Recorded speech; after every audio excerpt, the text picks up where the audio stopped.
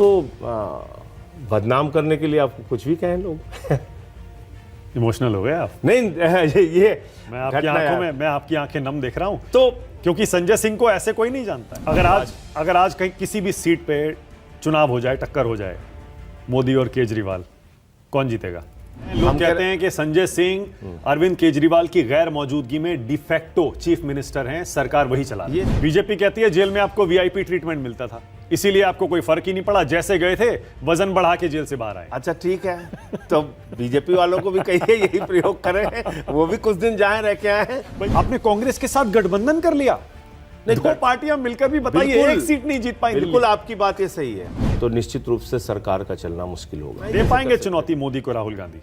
नहीं दे रहे हैं। आपका और कांग्रेस का क्या रिश्ता है? खट्टा मीठा है या सिर्फ अवसरवादी है? क्या रिश्ता है?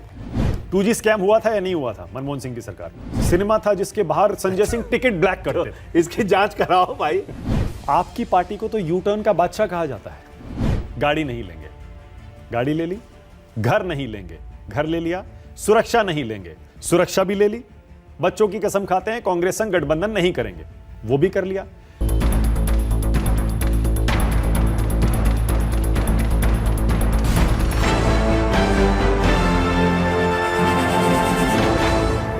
नमस्कार, आप देख रहे हैं न्यूज 24। मैं हूं मानक गुप्ता। आज चाय वाला इंटरव्यू आम आदमी पार्टी के राज्यसभा सांसद संजय सिंह का। संजय सिंह अक्सर वायरल रहते हैं, अपने तेज तर्रार रवैये के लिए जाने जाते हैं। उनके बयान अक्सर विरोधियों को तीर की तरह चुभते हैं, सोशल मीडिया पर छाए रहते हैं। अभी 6 महीने की जेल से बाहर आए हैं संजय सिंह, लेकिन तेवर बिल्कुल वही के वही। क्या हाल है संजय सिंह जी, कैसे हैं? नमस्कार, आपके दर्शकों को नमस्कार। अच्छा हूं। चाय कैसी है? ठीक है, बढ़िया है। ठीक है। पार्टी कैसी चल रही है, सरकार कैसी चल रही है, जब चीफ मिनिस्टर आपके जेल के अंदर है? देखिए, ये निश्चित रूप से हम लोगों के लिए बहुत चुनौतीपूर्ण समय है, क्योंकि हमारे चीफ मिनिस्टर जेल में हैं। 17 महीने हमारे शिक्षा मंत्री जेल में रह के आए। हमारे स्वास्थ्य मंत्री को पकड़ के जेल में डाल दिया गया। मुझे 6 महीने जेल में रखा गया। बहुत सारी चुनौतियों का सामना हमने पिछले 1-1.5 सालों के अंदर किया है। बावजूद इसके मैं ये कह सकता हूँ कि सरकार चलाने के लिए जितना अथक प्रयास हमारे द्वारा किया जा सकता था, हमारे मंत्रियों के द्वारा किया जा सकता था, वो हमने किया है। वो चाहे आतिशी हों, सौरभ हों, कैलाश गहलोत हों, गोपाल राय जी हों, इमरान हुसैन हों, सब अपने अपने विभागों का अच्छे से काम कर रहे हैं। एक पार्टी है जो यहाँ पे काम रुकवाने के लिए काम करती है, और एक पार्टी है जो काम करवाने के लिए काम करती है। पर अब तो आपको उम्मीद बंध गई होगी। सिसोदिया जी भी आ गए, आप भी आ गए, अब तो अरविंद केजरीवाल को भी। और अभी के कविता के मामले में क्या टिप्पणी, उनको भी बेल मिल गई। कोर्ट ने क्या सख्त टिप्पणी किया कि भाई जो नीचे की भी कोर्ट्स हैं उनको भी इस बात का ध्यान रखना चाहिए कि bail as a rule, jail as an exception follow किया जाए। नहीं फॉलो किया जा रहा है। मतलब ईडी एक ऐसी संस्था हो गई है जहां पे आपको बेल पाना ही मुश्किल है। पीएमएलए में तो 2-2 साल 300 साल लोग जेल में पड़े रह रहे हैं।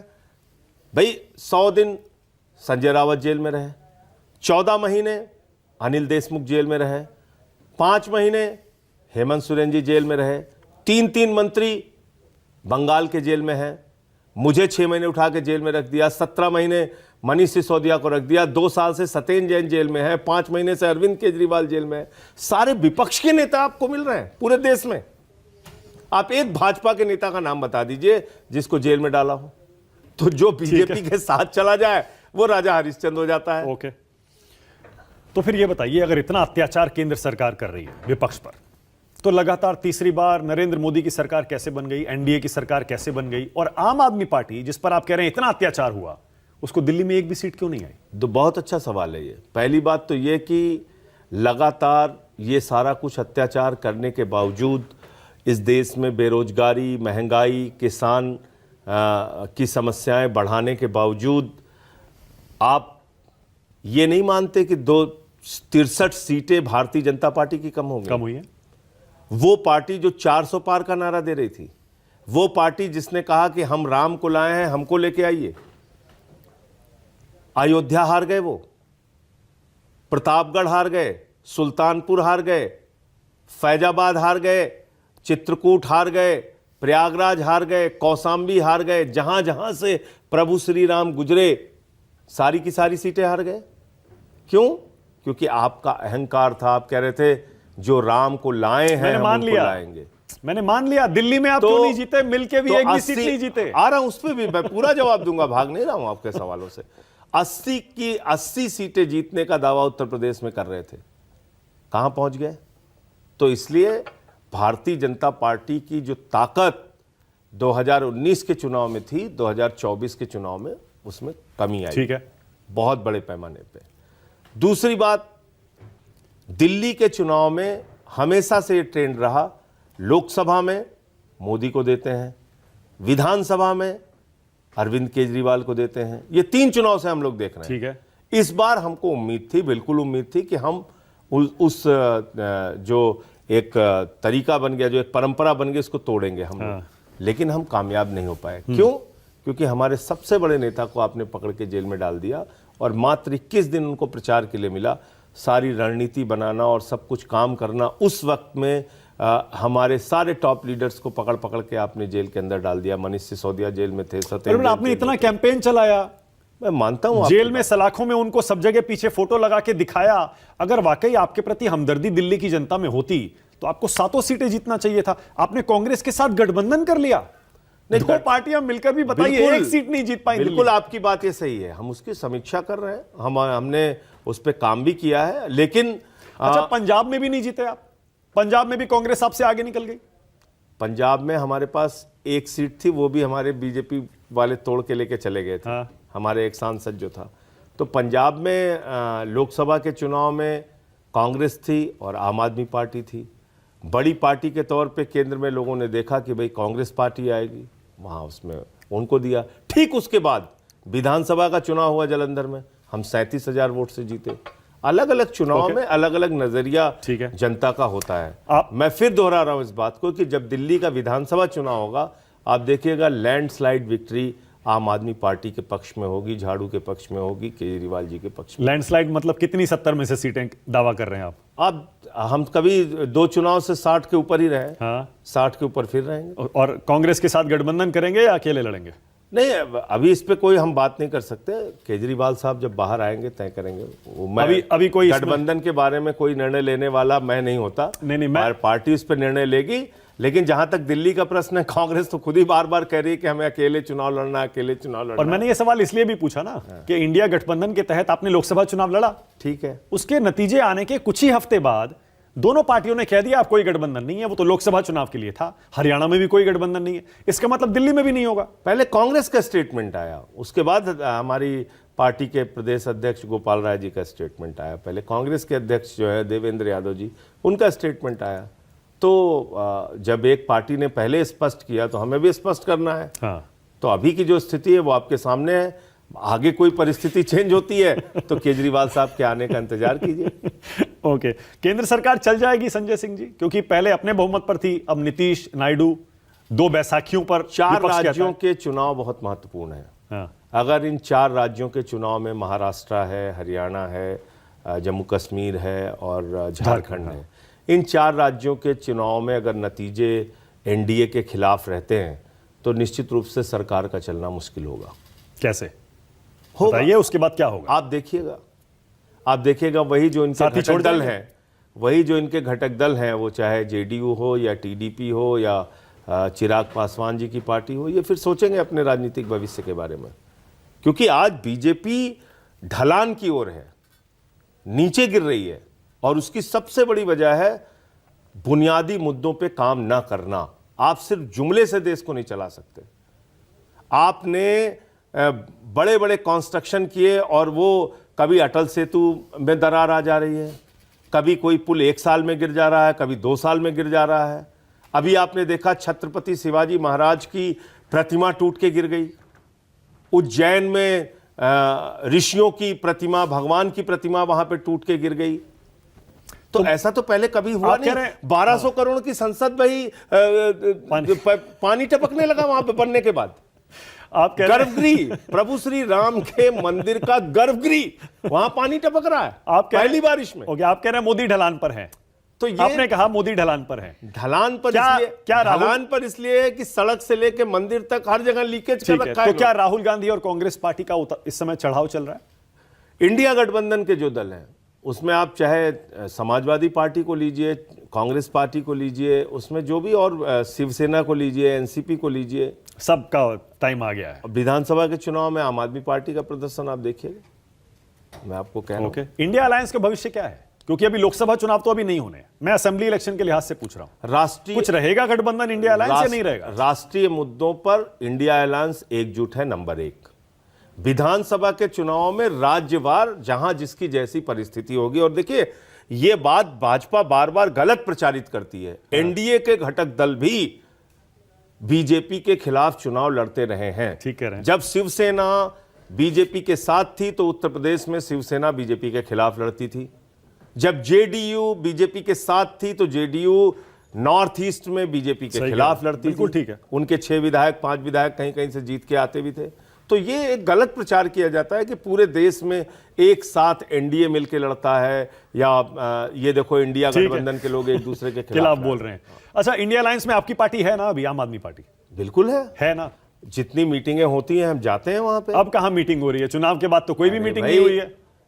पार्लियामेंट चल रहा था, पार्लियामेंट की जितनी भी मीटिंगें हुई, जितने भी फैसले हुए, जितना भी इंडिया गठबंधन का प्रोटेस्ट हुआ, सब में हम लोग शामिल मतलब नेशनल इश्यूज पर आप साथ हैं, इंडिया गठबंधन में एकदम हैं? साथ हैं। विधानसभा के चुनाव में जहां जिस पार्टी की जो स्थिति होगी उसके हिसाब से चुनाव लड़ेंगे। अब राष्ट्रीय जो बीजेपी को चुनौती देने वाला दल है, मान लीजिए कांग्रेस पार्टी है, इसमें तो किसी को कोई शक नहीं होना चाहिए, सबसे बड़ा विपक्षी दल वही है, मुख्य पार्टी वही है विपक्ष की। क्या कांग्रेस का रिवाइवल आपको लगता है 99 सीट्स पर आने के बाद शुरू हो गया संजय जी, और बीजेपी को चुनौती देने लायक राहुल गांधी मोदी को चुनौती देने लायक हो गए? कांग्रेस बढ़ रही है, बिल्कुल बढ़ रही है, इसमें कहीं कोई संदेह नहीं है। और राहुल गांधी जी का ग्राफ भी बढ़ रहा है, इसमें भी कहीं कोई संदेह नहीं है। दे जो पाएंगे? चीज सामने दिख रहा है वो आप उसको डिनाई दे कैसे कर पाएंगे सकते चुनौती मोदी को राहुल गांधी? नहीं, दे रहे हैं, दे पाएंगे क्या? हमारे नेता चुनौती दे रहे थे, उनको उठा के आपने जेल में डाल दिया, निकल के आएंगे फिर उतनी ऊर्जा के साथ लड़ेंगे। अब अगर हो सकता है राहुल गांधी जैसे बीच में कह रहे थे ईडी के केस उनके खिलाफ भी खोलने वाले हैं, तो हो सकता है उनके लिए भी कुछ योजना इनके, तो लेकिन हाँ। ये मत सोचिएगा कि इनको चुनौती नहीं मिल रही है या ये एकदम अनचैलेंज्ड लीडर हैं देश के अंदर, ऐसा नहीं है मोदी के साथ। ओके, अब वो परिस्थिति ज्यादा तगड़ी चुनौती कौन दे सकता है मोदी को, राहुल गांधी या अरविंद केजरीवाल? वक्त आने पे अरविंद केजरीवाल की चुनौती का सामना मोदी जी के लिए करना मुश्किल होगा। आज मैं स्वीकार कर रहा हूं हमारी उतनी आज की तारीख में वो स्ट्रेंथ नहीं है देशव्यापी, लेकिन जब उस स्थिति में हम होंगे तो अरविंद केजरीवाल का सामना करना नरेंद्र मोदी के लिए बहुत मुश्किल होगा। और राहुल गांधी का सामना करना मुश्किल हो रहा है आज की तारीख में, आज की परिस्थितियों में हर चीज पे बैकफुट पे जा रहे हैं ना। आप देखिए ना, लेटरल एंट्री क्या है, आपने 63 आईएएस इस देश के अंदर ऐसे बना दिए जिन्होंने कोई परीक्षा नहीं दी। मानक गुप्ता जी को आईएएस बनना है तो अपने गांव से आएंगे, उनके पिताजी पैसा रुपया खर्चा करेंगे, कोचिंग कराएंगे, वो मेहनत करेंगे, 12-12 घंटे पढ़ाई करेंगे, तब उनका सिलेक्शन होगा नहीं होगा, इस पर एक प्रश्नवाचक चिन्ह है। लेकिन प्रधानमंत्री जी की अगर आपके ऊपर कृपा है तो आप 63 आईएएस इस देश में लेटरल एंट्री के जरिए बना दिए गए। मैं ना आप दूसरा 45 वैकेंसी आपने फिर दोबारा निकाल दी, और जब उस पर राहुल गांधी से लेके सारी आम आदमी पार्टी से लेके समाजवादी पार्टी से लेके अखिलेश यादव जी सब ने जब विरोध दर्ज किया तो आपने वापस कर लिया कि नहीं साहब। तो रिजर्वेशन खत्म करना भारतीय जनता पार्टी की प्रबल इच्छा का मामला है। भारतीय जनता पार्टी प्रबल धारणा ऐसी रखती है कि हमें रिजर्वेशन इस देश से खत्म करना है। मैं संजय जी आपका, तो ये लेटरल एंट्री बैकफुट पे गए, आपका ब्रॉडकास्ट बिल जिसमें आप लोगों के ऊपर अंकुश लगाने की उनकी पूरी योजना थी, मीडिया के ऊपर हमला करने की योजना थी। मैं था उस बीएससी के अंदर बिजनेस एडवाइजरी में, और सारे इंडिया गठबंधन के दलों में हम लोगों ने कहा यह ब्रॉडकास्ट बिल नहीं आना चाहिए, और हमने रोका। तो ऐसा नहीं है, पहले की परिस्थितियां अब नहीं है कि वो जो चाहेंगे जिधर चाहेंगे मारपीट करेंगे। लेकिन संजय जी, मैं आपका और कांग्रेस का रिश्ता समझ नहीं पाता हूं। शुरू करिए वहां से कि मैं बच्चों की कसम खाता हूं कांग्रेस से गठबंधन नहीं करूंगा, कर लिया। उसके बाद आपने उनके तमाम नेताओं को कितने भ्रष्टाचार के आरोप उन पर लगाए, फिर आप उन्हीं के साथ इंडिया अलायंस में शामिल हो गए, दिल्ली में आपने उनके साथ अलायंस कर लिया। अब आप, मैं राहुल गांधी के बारे में पूछ रहा हूं, आप कह रहे हैं राहुल गांधी चुनौती दे रहे हैं, लेकिन अरविंद केजरीवाल का सामना मोदी नहीं कर पाएंगे। आपका और कांग्रेस का क्या रिश्ता है? खट्टा मीठा है या सिर्फ अवसरवादी है? क्या रिश्ता है? देखिए, पहली बात है कि हमारा उनका रिश्ता क्या है, इससे ज्यादा महत्वपूर्ण देश की स्थिति क्या है वो समझना जरूरी है। और देश की स्थिति इस वक्त यह है कि भारतीय जनता पार्टी से लड़ने के लिए सबको एक साथ आना पड़ेगा। क्यों आना पड़ेगा? क्योंकि डेमोक्रेसी को जब खत्म किया जा रहा है, चुनी हुई सरकारों को खत्म किया जा रहा है, संविधान को खत्म किया जा रहा है, आरक्षण को खत्म किया जा रहा है, तो प्राथमिकता आपके सामने क्या है? देश बचाने की प्राथमिकता।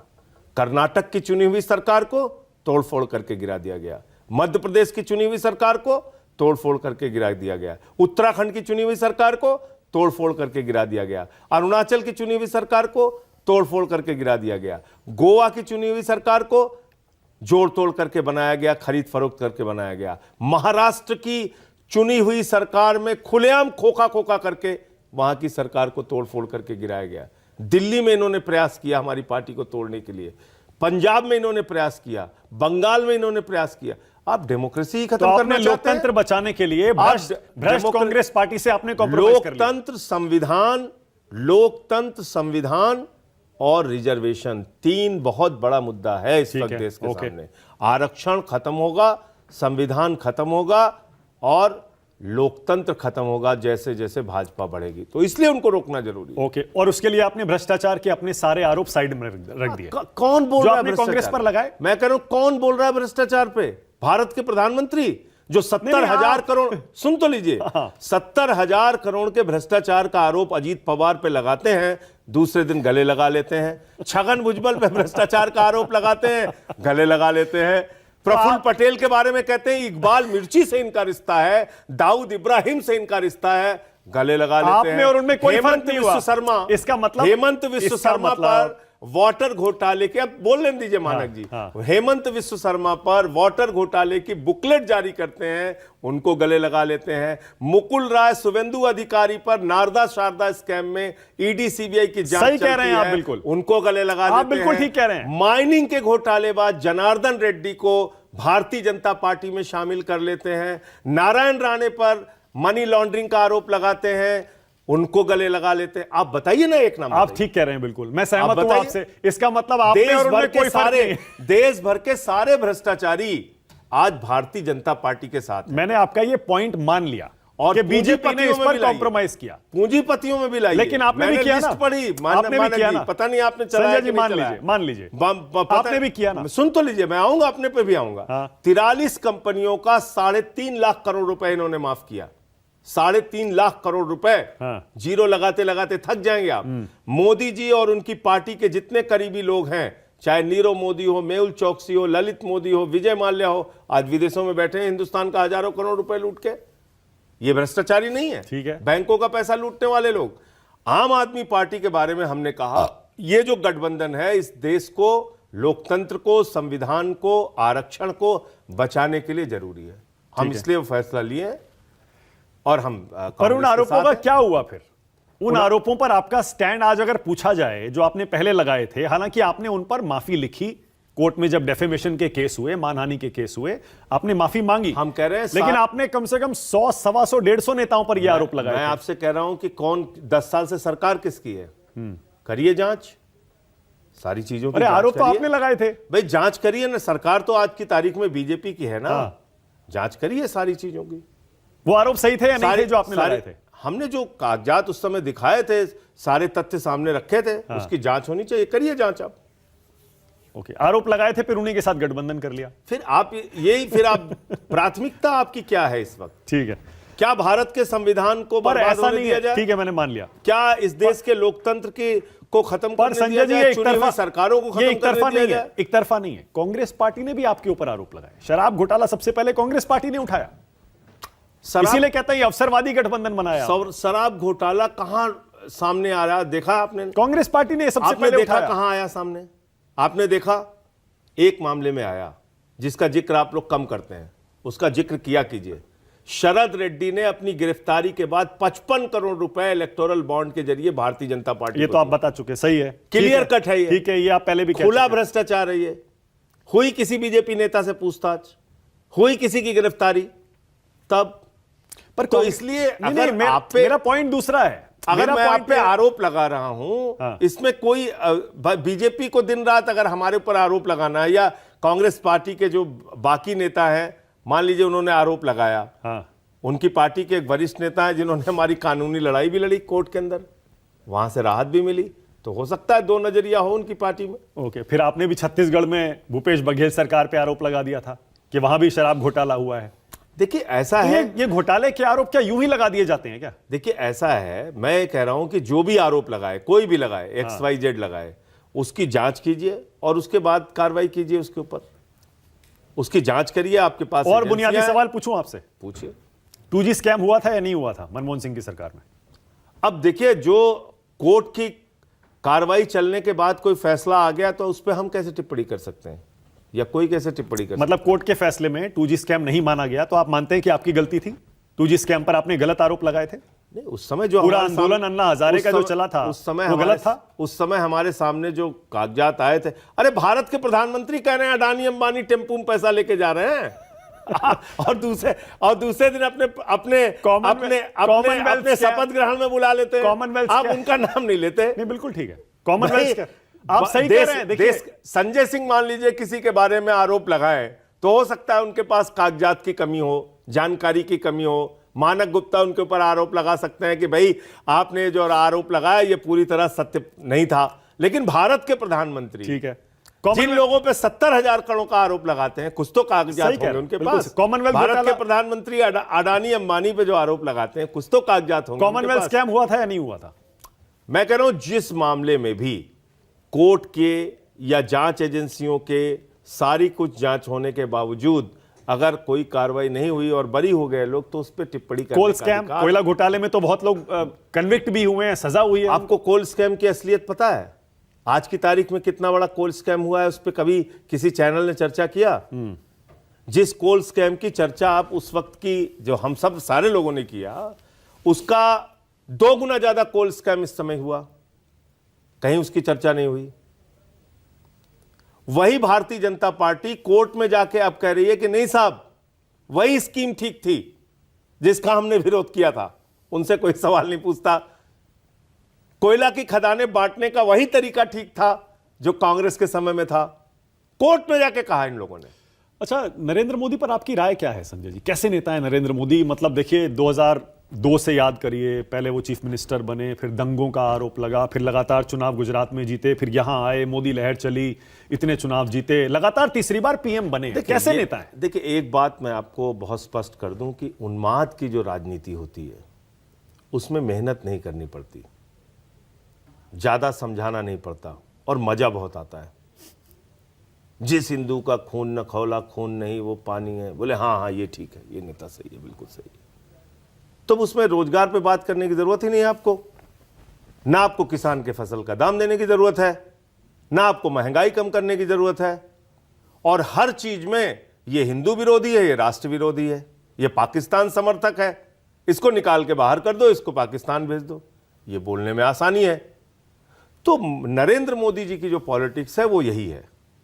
वो अपनी पॉलिटिक्स को लेकर मेहनत भी खूब करते हैं, शारीरिक रूप से, मानसिक रूप से, रैलियों में, सभाओं में, यानी जो दुष्प्रचार, झूठा प्रचार या नफरत फैलाने की कार्रवाई प्रधानमंत्री जी करना चाहते हैं, उसको पूरी शिद्दत के साथ उनकी करते कोई हैं। चीज पसंद नहीं है आपको संजय जी? नहीं, मैं आपको बताता रहा हूं, अपने जो नफरत की आइडियोलॉजी मेहनत को करते हैं। फैलाने की मेहनत जो है वो बहुत शिद्दत के साथ करते हैं, उसमें मेहनत करते हैं वो। ओके। और राहुल गांधी के बाद आप बताइए, क्या देश का कोई प्रधानमंत्री चुनावी रैली में ये कह सकता है विपक्ष मुजरा जहां करना चाहता है करे?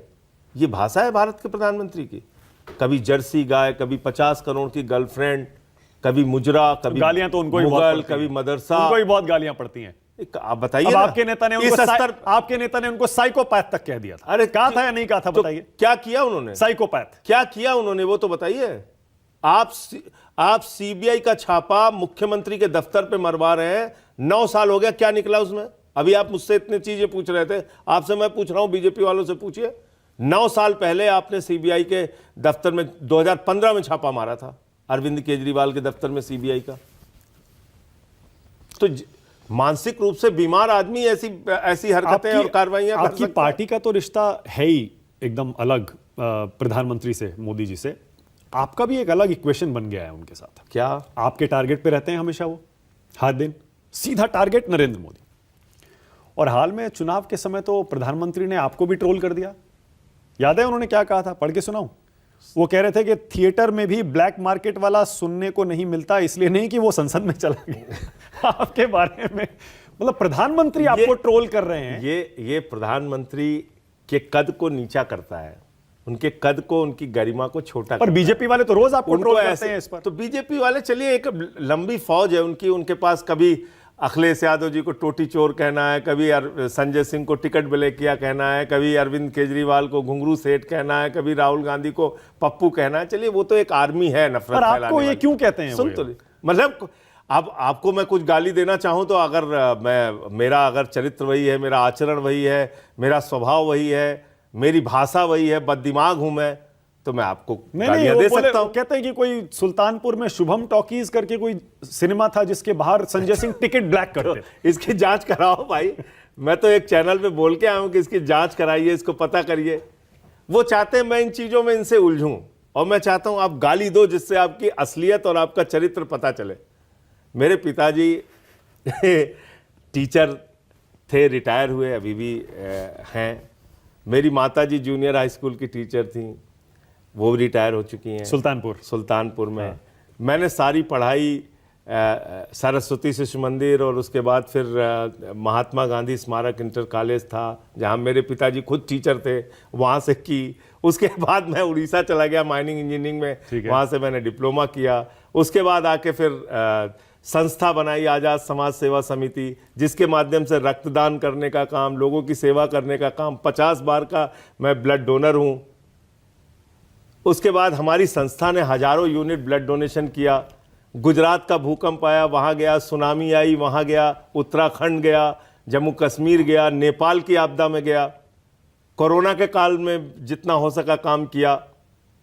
अब ऐसा आदमी आपको अगर टिकट ब्लैक किया दिखता है और गाली देने वाला दिखता है तो आपको मुबारक है, आप दीजिए। आप भी कोई कमी थोड़े छोड़ते हैं। इसलिए मैं आपको बताता हूं कैसे। इसलिए मैं उनसे उलझता नहीं। आप उलझते हैं, और आप ऐसे उलझते हैं, आप खुद कैमरे के सामने कहते हैं नरेंद्र मोदी कान खोलकर सुन लो, झोला लेकर भागने नहीं देंगे। आप भी तो लगातार उनको टारगेट पर रखते हैं अपने। देखिए, झोला लेकर भागने नहीं देंगे, मैंने क्यों बोला? जब प्रधानमंत्री जी ने कहा कि झोला लेके मैं भाग जाऊंगा, चला जाऊंगा, तो मैंने कहा भाई झोला लेके भागने नहीं देंगे, झोला चेक करेंगे कि उस झोले में क्या क्या है, इसमें क्या गलत है। आप उनकी डिग्री के पीछे पड़ गए। अगर उनके अरे अच्छा, ये एक बड़ी अजीब बात आप लोग करते हैं। हाँ। मानक गुप्ता, अगर आज एक टीवी चैनल के इतने बड़े पत्रकार हैं और कोई उनके ऊपर आरोप लगाए कि वो 10वीं पास है मानक गुप्ता, तो मानक गुप्ता के यूनिवर्सिटी वाले सामने आएंगे और कहेंगे नहीं, बिल्कुल गलत बोल रहे हैं संजय सिंह, ये है मानक गुप्ता, ये हमारे विश्वविद्यालय से पढ़े हैं, हम लोगों को गर्व है मानक गुप्ता के ऊपर, आज वो इतने बड़े पत्रकार हैं। बोलेगा नहीं बोलेगा? यहां क्या हो रहा है? यहां गुजरात का विश्वविद्यालय कह रहा है तुम्हारी हिम्मत कैसे हो गई, तुमने कह दिया नरेंद्र मोदी ने यहां से पढ़ाई की है या नहीं की है। तुमने तो डिफेमेशन कर दिया हमारे केस चल रहा है आप पे, विश्वविद्यालय का डिफेमेशन कर दिया। पर आपको हाईकोर्ट से भी राहत नहीं मिली उसमें। इतना बड़ा मजाक, हाईकोर्ट से भी राहत। अरे भाई, आज विश्वविद्यालय सामने आता गुजरात का, हाँ। वो कहता ये है नरेंद्र मोदी जी की डिग्री, प्रधानमंत्री हमारे विश्वविद्यालय से पढ़े हैं, पूरा देश जान जाता। वो तो मुकदमा कर रहे हैं हमारे ऊपर कि हमारे विश्वविद्यालय का डिफेमेशन कर दिया। तो कोर्ट क्यों राहत नहीं दे रही आपको उसमें? एलुमनाई एसोसिएशंस की जब सभा होती है, उसमें जो बड़े ओहदों पे पहुंचे हुए लोग हैं उनको सम्मानित किया जाता है, बुलाते हैं लोग, भाई ये पत्रकार हो गया, ये नेता हो गया, ये हो गया, भारत का प्रधानमंत्री हो गया। क्यों इस चक्कर में पड़े हैं आप? और उसकी डिग्री नहीं बता रहे। क्यों आप दिल्ली विश्वविद्यालय जाओ, वहां नहीं बताते, अहमदाबाद जाओ, वहां नहीं बताते। की डिग्री के पीछे क्यों पड़े हैं आप? झूठ बोलने का अधिकार पीएम को नहीं है। वो एफिडेविट देते हैं कोर्ट में, चुनाव आयोग में, वो एफिडेविट लिख के देते हैं, उनको सही डिग्री बतानी पड़ेगी अपनी, इतनी सी तो बात है। और डिग्री सही है, आप बता दीजिए, इसमें क्या परेशानी है आपको? ओके, मतलब पढ़ाई लिखाई आप तो मानते हैं कि पढ़ाई लिखाई इंपॉर्टेंट होती है और नेता कोई भी तभी बड़ा बन सकता है। झूठ बोलना जरूरी नहीं है। आप पढ़े हैं नहीं पढ़े हैं, उतना ज़्यादा महत्वपूर्ण नहीं है, लेकिन झूठ अगर आप बोलेंगे अपनी डिग्री को लेके तो वो देश के साथ एक धोखा है। लोगों को आपने गलत जानकारी दी, वो नहीं करना चाहिए। आप 10वीं पास होके भी अच्छा काम कर सकते हैं और सरकार अच्छी चला सकते हैं, वो आपकी प्रतिभा के ऊपर निर्भर करता है। ठीक है, ओके।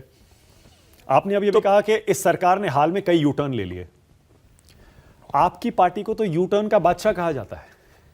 आपको पता है मैं क्या कह रहा हूं? हाँ, कहिए। जब से आपकी पार्टी बनी है उसके बाद से अपने यू टर्न देखिए। आपके नेता ने सबसे पहले क्या कहा था? गाड़ी नहीं लेंगे, गाड़ी ले ली। घर नहीं लेंगे, घर ले लिया। सुरक्षा नहीं लेंगे, सुरक्षा भी ले ली। बच्चों की कसम खाते हैं कांग्रेस संग गठबंधन नहीं करेंगे, वो भी कर लिया। क्या आज की राजनीति की सच्चाई आपको स्वीकार करनी पड़ी है? जो आप अलग तरह की राजनीति करना चाहते थे उसमें आपको बदलाव लाना पड़ा है। अब आपको यह मान लेना चाहिए कि हां, हमने यू टर्न लिए और हमने स्वीकार कर लिया कि राजनीति ऐसे ही होती है। देखिए, बहुत सारी चीजें होती हैं, जब आप समय और परिस्थिति पर उन चीजों को देखते हैं तो आपको समझ में आता है कि नहीं, ये चीजें आवश्यक हैं राजनीति के लिए। जैसे एक एमएलए हो, एमपी हो और मिनिस्टर हो, उसको संसाधन चाहिए लोगों का काम करने के लिए ही। ये बात जब आप उस पद पे पहुंचते हैं आपको समझ में आती है, और उसकी जो ज़रूरतें हैं उसके हिसाब से आप पूरा करते हैं उसको। लेकिन क्या हमारी सरकार ने जनता के लिए काम करके नहीं दिखाया? बिजली पे, पानी पे, शिक्षा पे, स्वास्थ्य पे अनुकरणीय काम। पूरे दुनिया में आज शिक्षा मॉडल की चर्चा होती है, अरविंद केजरीवाल की, पानी के मॉडल की, हेल्थ के मॉडल की चर्चा होती है, हमारे फरिश्ते स्कीम की चर्चा होती है, न्यूयॉर्क टाइम्स में खबरें छपती हैं दिल्ली के शिक्षा मॉडल के ऊपर। और उसके बाद हम मुनाफे का बजट देते हैं। केंद्र सरकार हमें कोई सहयोग नहीं करती। 2,32,000 करोड़ रुपए का टैक्स हम देते हैं केंद्र के खाते में, बदले में हमें 325 करोड़ रुपए मिलता है, और वो भी नहीं मिलता है, अलॉट किया जाता है खाली। तो इतनी विषम परिस्थितियों में भी एक बेहतरीन सरकार हम चला के दिखा रहे हैं। लेकिन बीजेपी वो आपको नहीं दिखता। हाँ। यू टर्न आपको हमारा दिखता है। नरेंद्र मोदी का यू टर्न नहीं दिखता। प्रधानमंत्री का आप बताइए, प्रधानमंत्री जी ने जुमले के अलावा किस चीज में सच बोला है? 2 करोड़ नौकरी हर साल देंगे। 20 करोड़ नौकरी मिल गई इस देश के लोगों को। काला धन इतना लाएंगे कि हर खाते में 15 लाख चला जाएगा। आपके खाते में आया 15 लाख? नहीं आया आज तक। आप कभी प्रधानमंत्री से नहीं पूछते कि आपने 15 लाख हमारा नहीं वो तो दिया। जुमला था। आप देखिए, अमित शाह जी ने कहा, आपने मान लिया ना। अमित शाह जी ने खुद कहा जुमला था। हमने जुमला नहीं बोला, हमने वादे से ज्यादा काम करके दिखाया। इसकी आपको सराहना करनी चाहिए। अच्छा, ठीक है, इसकी आपको सराहना करनी चाहिए। बीजेपी जो वीडियो, जो मैनिफेस्टो में हम लिखते हैं उससे ज्यादा काम करके दिखाते हैं। बोला किसानों के फसल का दाम दोगुना कर देंगे, किया उन्होंने? नहीं किया। ठीक है। तो बीजेपी ये कहती है, पहले आप कहते थे कुछ नहीं लेंगे, कुछ नहीं लेंगे। उसके बाद मुख्यमंत्री के शीश महल के वीडियो वायरल हैं जिसमें ऑटोमेटिक लिफ्ट लगी हुई है, इटालियन मार्बल लगे हुए हैं, करोड़ों रुपए सिर्फ मुख्यमंत्री के घर पर आपने खर्च कर दिए। या तो आप ये कह दीजिए कि वो सारे वीडियो फेक हैं, कह दीजिए कि मुख्यमंत्री के घर पर इतना पैसा खर्च नहीं हुआ। काहे कह देंगे वीडियो फेक है? हम क्यों कह देंगे कि वीडियो फेक है? वो वीडियो सही है, वो घर भी सही है। वहां 2 घटनाएं 3 घटनाएं हुई, उसके बाद विभाग ने निर्णय लिया इसको घर को बनाना है, उन्होंने बनाया। मुख्यमंत्री का आवास है, वो उनका निजी आवास नहीं है। जब तक वो मुख्यमंत्री रहेंगे वहां रहेंगे, नहीं रहेंगे कोई दूसरा वहां पे रहेगा। 12-12 करोड़ की 6 गाड़ी प्रधानमंत्री के साथ चलती है, वो मुद्दा नहीं है। हजारों करोड़ के उन्होंने हवाई जहाज अपने लिए खरीदे, वो मुद्दा नहीं है। कितने रिनोवेशन के नाम पे उन्होंने अपने घर के ऊपर खर्च किए। 112 करोड़ रुपए छत्तीसगढ़ के मुख्यमंत्री ने 2014 के पहले सैंक्शन किया था अपने घर के लिए। उस पर कभी कोई चर्चा नहीं होती है। वो आपका विशेषाधिकार है, आप किस पे चर्चा कीजिए। नहीं, हम सब पे करते हैं। मेरे सामने बीजेपी का नेता बैठा होता है, मैं सब पूछता हूं। मैं वही आपसे, आज आप आपका विशेषाधिकार है, आप किस पे, सेलेक्टिव अप्रोच नहीं होना चाहिए। सही कह रहे हैं, ठीक है, ओके। अब ये बताइए फिर, मुख्यमंत्री के घर पर इतने सारे विवाद क्यों होते हैं? कभी चीफ सेक्रेटरी को पीट दिया जाता है, यह आरोप लगता है। फिर स्वाति मालीवाल को पीट दिया जाता है, यह आरोप लगता है। मुख्यमंत्री के घर को लेकर क्या वजह है कि बार बार कुछ ना कुछ वहां से अंदर से ऐसा निकलता है? फिर वही चीफ सेक्रेटरी के केस में सब लोग बरी हो चुके हैं। कहीं कोई सबूत, कहीं कोई प्रमाण उसका नहीं। तो देखिए ऐसा अच्छा, है। हुआ क्या था उस दिन? वो चीफ सेक्रेटरी, क्योंकि आप भी थे वहां पर काम के सिलसिले में। नहीं, मैं नहीं था वहां पे, लेकिन अच्छा, काम के सिलसिले में क्या हुआ था कि वो इतना नाराज हो गए और कंप्लेंट कर दिया? काम के सिलसिले में बुलाया गया था उनको, उसकी बातचीत जरूर थी। तो नाराज हो गए उस पर? अरे आप काम को बाधित करेंगे, बार बार किसी चीज को कहा जाएगा उसको करेंगे नहीं, उसके बारे में चर्चा थी। अच्छा ठीक है, ओके। और स्वाति मालीवाल?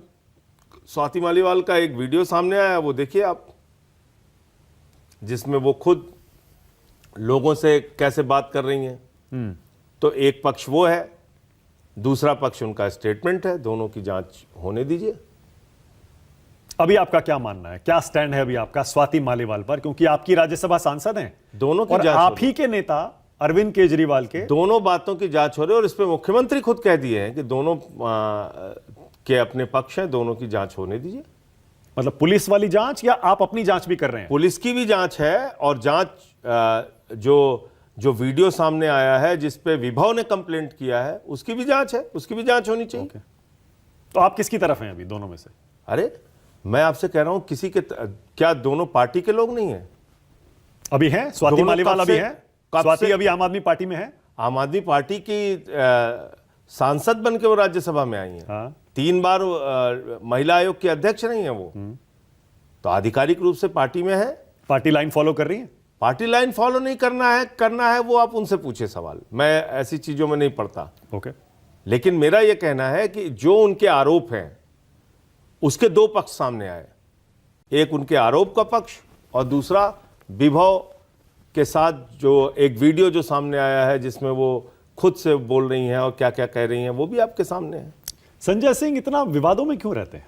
मैं किस विवाद अक्सर में? आपको लेके कोई ना अभी कोई आपने खुद controversy रहती है। बताया, अभी आपने खुद बताया दिन रात बीजेपी वाले गाली देते हैं, वही तो कह रहा हूं। प्रधानमंत्री मुझे ट्रोल कर रहा है, इसीलिए कह रहा हूं, अक्सर अभी- विवादों में आप रहते तो हैं। इसलिए ये देखिए, क्योंकि क्या आप है? बोलते ज्यादा हैं क्या, इसलिए? क्या सच बोलता हूं, डरते ज्यादा नहीं? बोलता नहीं, किसी से डरते नहीं संजय सिंह? ज्यादा बोलने की प्रॉब्लम नहीं है, प्रॉब्लम है सच बोलने और की। तीखा बोलता हूं। नहीं, जो सच होता है वही बोलता हूं, वो आपको तीखा लगे आपकी मर्जी है। मैंने सदन में नारा लगाया, मोदी अडानी भाई भाई देश बेच के खाई मलाई, हिंडनबर्ग की रिपोर्ट के बाद नारा लगाया। उस दिन मुझे बीजेपी के मित्रों ने भी लॉबी में आके कहा अब तुम्हें छोड़ेगा नहीं, जेल जरूर भेजेगा। जेल भेज दिया, मुझे जेल भेज दिया उन्होंने। तो मैं जेल क्यों गया मैं आपको जानता हूं। आपको डर नहीं लगता? डर आपके हाथ, मैंने आपको तो अभी बताया ना, आपको तय करना है, आपको इतिहास के पन्नों में किस रूप में याद किया जाए, ये आपके ऊपर होता है। कायर के रूप में याद किए जाना चाहते हैं या बहादुर के रूप में याद किए जाना चाहते हैं? एक समझौता कर लीजिए, आपको पट्टा गले में बांध के घुमाएंगे एक बीजेपी वाले। मिनट, आप क्या ये इशारा कर रहे हैं कि आपको बीजेपी से ऑफर आया था? नहीं, हमको क्यों ऑफर देंगे? वो जानते हैं कि इस बात को ये मीडिया में भी बोल देंगे, कह भी देंगे और मुंह पे भी कुछ बोल और देंगे। आएंगे भी नहीं? क्यों उस चक्कर में हमारे साथ नहीं पड़ेंगे? आप तो अक्सर कहते हैं कि बहुत सारे लोगों को बीजेपी बुला रही थी अपनी तरफ, जिसको बुलाती- सिसोदिया को भी बुला रही थी। जिसको बुलाती है उसके बारे में कहते हैं। अच्छा, आपको कभी नहीं बुला? मुझे एकदम से, आप खुद ही बोल रहे हैं प्रधानमंत्री ने मुझे ट्रोल किया।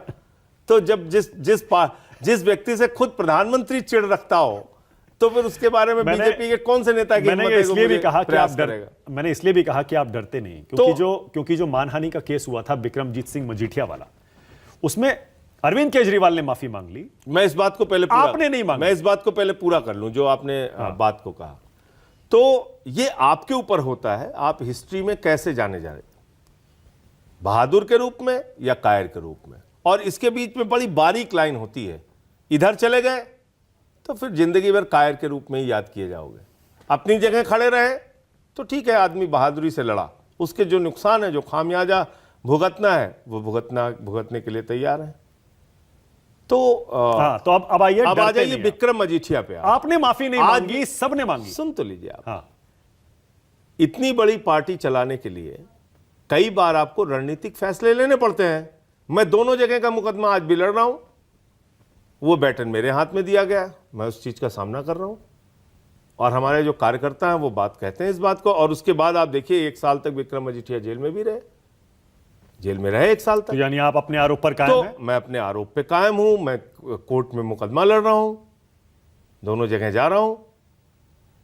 तो फिर एक मुख्यमंत्री सारा सरकार का काम छोड़ के रोज रोज तारीखों पे जाए, उसके कारण ये हमारा रणनीतिक फैसला था, हम उस लड़ाई को लड़ रहे हैं। मतलब इसीलिए क्या उन्होंने अरुण जेटली, कपिल सिब्बल, इन सबसे भी माफी मांगी? झगड़े खत्म किए, क्योंकि रोज के वोट की तारीखों में मुख्यमंत्री को जा जाकर शामिल होना और इसके बजाय जनता का काम करना, वो प्राथमिकता तय करनी थी। माफी का मतलब ये नहीं है कि आरोप गलत थे।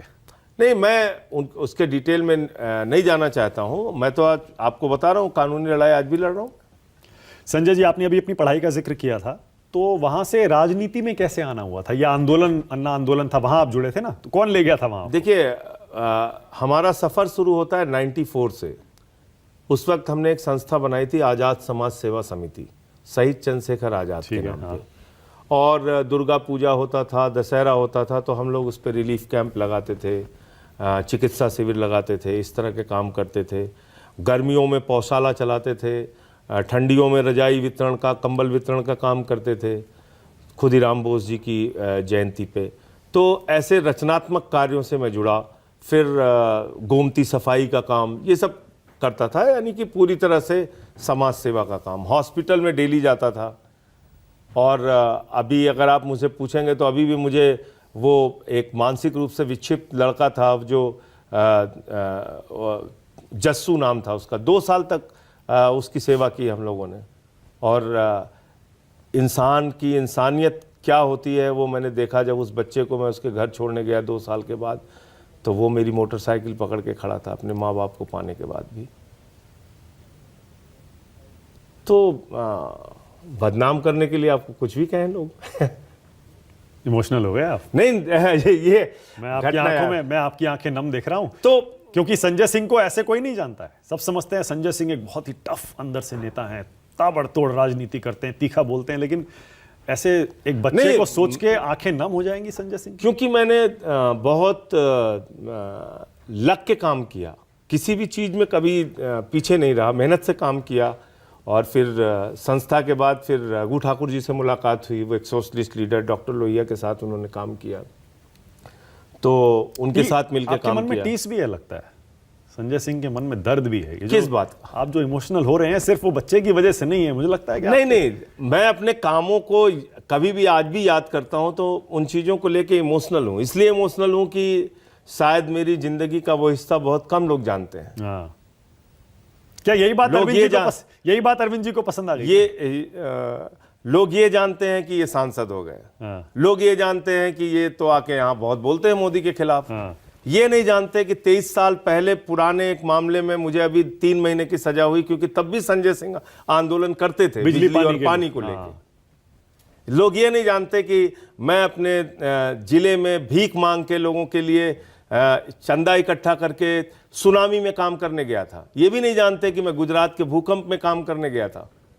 और क्या कहते हैं, टिकट ब्लैक किया है, ये है वो है।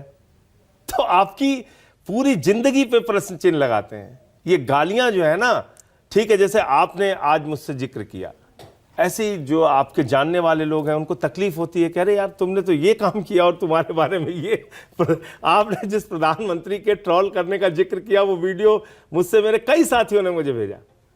मेरे बहुत सारे साथी जो हैं वो राउरकेला स्टील प्लांट में हैं, कोई कोल फील्ड में है, बड़े बड़े पदों पे है, कोई जीएम है, कोई माइंस मैनेजर है। अरविंद केजरीवाल तो मैं ये कहना चाह रहा हूँ, मैं ये कहना चाह रहा हूँ कि देखिए, आपको आज आपको दिख रहा है कि ये दूसरी बार सांसद हो गए, ऐसा बोलते हैं, ऐसा कहते हैं, लेकिन जो आपका सफर होता है जिंदगी का, ठीक है, वो शायद लोग उतना नहीं जानते। अरविंद केजरीवाल ने संजय सिंह को राज्यसभा क्यों भेजा और उसके बाद दोबारा राज्यसभा क्यों भेजा?